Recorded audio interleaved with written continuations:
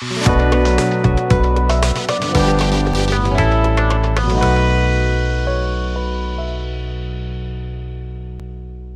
जी। Mutual fund के वर्तमान और संभावित निवेशक। सर, कभी कभी छोटे मोटे एक्सीडेंट से अगर एक आधा अंग अगर टूट जाए, इसका ये मतलब नहीं कि पूरा शरीर टूट गया। ऐसे ही देश की अगर छोटी मोटी कुछ ऊंच नीच हो भी जाए तो पूरी अर्थव्यवस्था की कमर कभी नहीं टूटती सर। एग्जैक्टली तभी तो आपने जनवरी में SIP में भी अच्छा प्रदर्शन किया है, और जिस मिड कैप और स्मॉल कैप में हो हल्ला मच रहा है, उस मिड कैप और स्मॉल कैप में भी भारत के रिटेल इन्वेस्टर्स ने बहुत अच्छा प्रदर्शन किया है। दिखाऊंगा इस वीडियो में, साथ ही ये बताऊंगा कि सर मत बंद करो SIP। और क्यों बंद मत करो? क्योंकि अब विदेशी निवेशक धीरे धीरे आने की सुगबुगाहट में है। मैं ऐसा क्यों कह रहा हूं? क्योंकि global investor CLSA credit Leone Asia ने ऐसी खबर दी है, और अब वो भारत में पहले की अपेक्षा 20% ज़्यादा निवेश करेगा। बताऊंगा इस वीडियो में सब कुछ। अभी तक आपने मेरे चैनल को सब्सक्राइब नहीं किया बॉस, तो सब्सक्राइब कर दीजिए, और आप जैसा कि सुझाव दे रहे हैं सर देते रहिए, सो दैट कि हम अपने वीडियो की क्वालिटी को अच्छा कर सकें। CLSA की रिपोर्ट के साथ ही शुरुआत करता हूं, सो दैट कि आपका मन खुश रह सके। CLSA ने सबसे पहले क्या कहा, मैंने उसकी हेडिंग ही डाल दी। रिसेंटली उसने एक आर्टिकल पब्लिश किया जिसका हिंदी मतलब होता है उछलता हुआ कूदता हुआ, मतलब मस्त शेर और झूठ बोलता ड्रैगन। अंग्रेजी में पॉन्चिंग टाइगर और कोई एक शब्द इस्तेमाल किया, मैं भूल रहा हूं ड्रैगन के बारे में। तो इसी आर्टिकल हेडिंग से उसने आर्टिकल पब्लिश किया है। किसने? Credit Leone securities Asia, CLSA short में अब मैं बोलूंगा। तो CLSA ने यह कहा विदेशी निवेशक आने लगे। ये मेरा लाइन है, मत बंद करो SIP।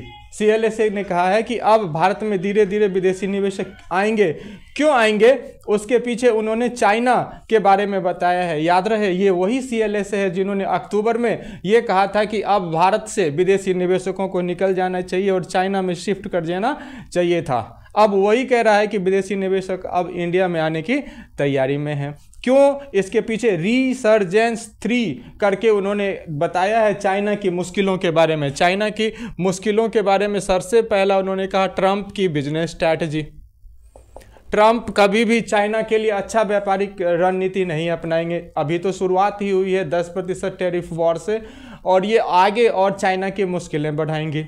और चाइना की अर्थव्यवस्था मैक्सिमम एक्सपोर्ट के ऊपर डिपेंडेंट है।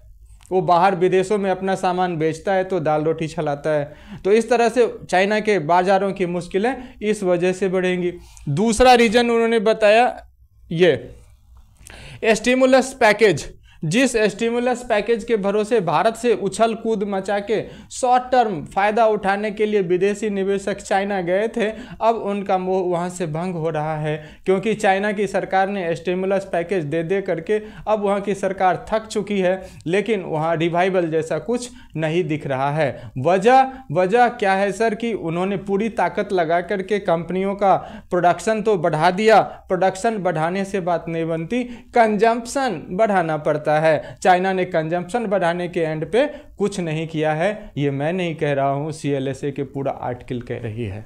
तीसरा PBOC public bank of China, हमारा RBI फेडरल रिजर्व जैसा चाइना का apex banker. PBOC public bank of China no rate cut. Public bank of China इतने प्रेशर में है कि वो चाह करके भी रेट कट नहीं कर पाएगा।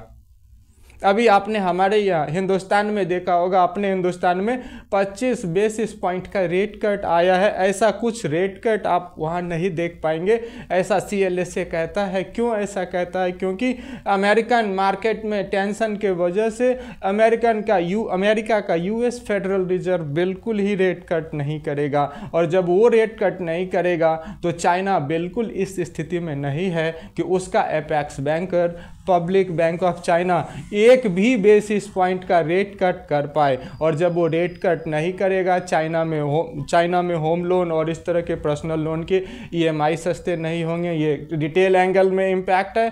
कॉरपोरेट सेक्टर में कॉरपोरेट्स को महंगे लोन मिलेंगे, जिस वजह से उसे भी कोई फ़ायदा नहीं हो पाएगा।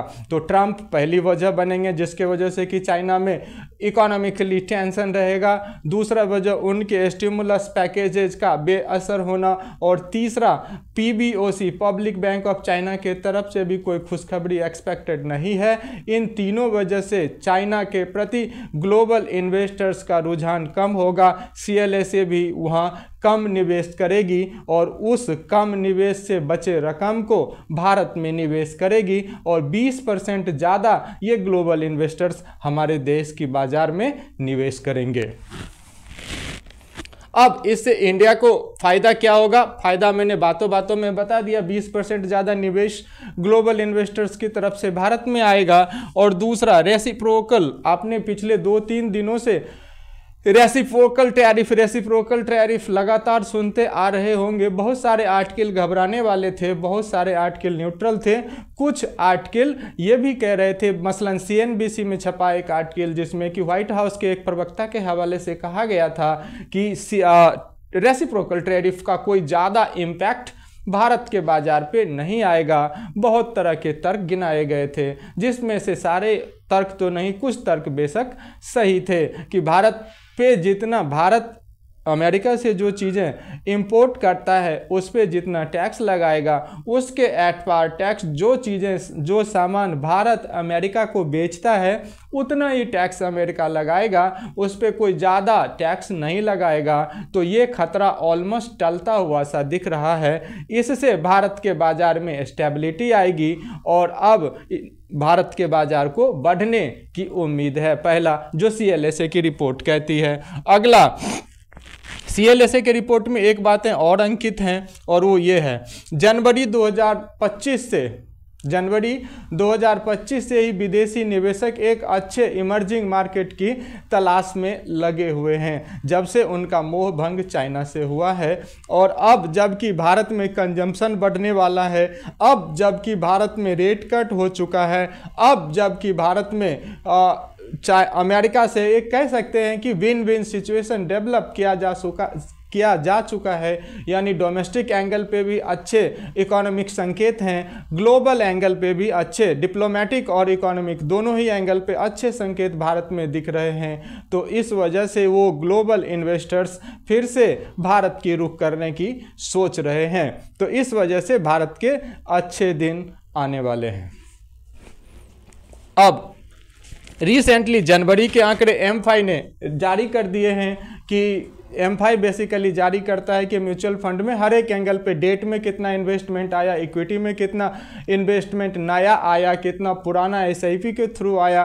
तो ये खबरें भी आपको एक बार दिखा देता हूँ, इसके अच्छे संकेत आपको सुना देता हूं। पहले अच्छे संकेत यहाँ पे जनवरी के अच्छे संकेत देखें। जनवरी 2025 की सबसे पहला जो इनफ्लो आया है जिस मिड कैप और स्मॉल कैप में पिछले 2-3 दिनों से सुपरा साफ की बातें हो रही हैं, जनवरी में जरा आंकड़े देख लीजिए। मिड कैप में आप देखें 5,721 करोड़ का इनफ्लो रहा है। दिसंबर में यही इनफ्लो 4,688, अर्थात दिसंबर की अपेक्षा जनवरी में ज़्यादा इनफ्लो मिड कैप में रहा है। वहीं स्मॉल कैप की अगर बात करूं तो 5,148 करोड़ का इनफ्लो रहा है स्मॉल कैप में। दिसंबर में यह मात्र 5,093 करोड़ का रहा था। तो मिड कैप और स्मॉल कैप में भी दिसंबर की अपेक्षा जनवरी में ज़्यादा कैश का इनफ्लो रहा है। और हमारे जिसको कि एड्रेस करके मैं आप लोगों तक वीडियो पहुंचाता हूं,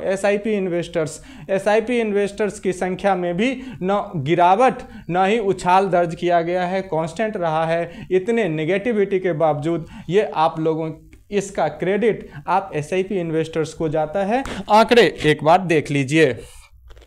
ये सर इकाई दहाई सैकड़े हजार 10,000 लाख 10 लाख 56,18,331 नए SIP खोले गए जनवरी के महीने में, जबकि दिसंबर के महीने में ये आंकड़े लगभग इसके एट पार थे। और टोटल नंबर ऑफ SIP पे कोई इम्पैक्ट नहीं आया। इकाई दहाई सैकड़े हजार 10,000 लाख 10 लाख करोड़ 10 करोड़ 26,88,000 10 करोड़ 26,88,000 प्लस SIP पहले भी थे, आज भी रन कर रहे हैं, यद्यपि कि SIP बंद भी हुए हैं। तो इम्पॉर्टेंट ये हो जाता है कि सर आज भी एक ही चीज़ हम म्यूचुअल फंड वालों का कर्म और धर्म है कि sir multi asset allocation theory को कभी मत भूलिए और एसआईपी के थ्रू ही निवेश करते रहें। बाकी आपका पैसा, आपकी मर्जी।